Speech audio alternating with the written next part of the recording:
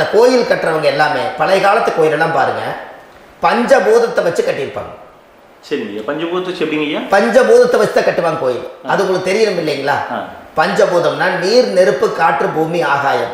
இந்த பஞ்சபூதத்தினுடைய சக்திகள் எல்லாம் ஒரே நேர்கோட்டுக்கு என்னைக்கு வருதோ அன்னைக்கு தான் அந்த கோவிலுடைய பாலக்கால் போட்டு 1000-2000 வருஷம் நிலைச்சு நிற்கிறது. காரணம், இந்த பிரபஞ்சத்தில் பஞ்சபூதம் எப்படி நிலைச்சு நிற்குதோ அதுபோல் 5000 வருஷம் நிற்கிறதுக்கு அந்த பஞ்சபூத சக்தி வச்சு தான் சாமி சிலையை பிரதிஷ்டை பண்ணி வச்சுருப்பாங்க. அதனால தான் இந்த கோயில்கள் எல்லாம் 5000 வருஷமாயும் எத்தனையோ கிராணங்களை எல்லாம் தப்பிச்சிருக்கிறதுக்கு காரணம். அப்பேற்பட்ட புண்ணிய ஸ்தலம் உங்களுக்கு எதுன்னு தெரியணும் அல்லவா? என்னங்க ஐயா, அப்பேற்பட்ட புண்ணிய ஸ்தலம் உங்களுக்கு எதுன்னு தெரிஞ்சா தானே நீங்க போய் செய்ய முடியும்.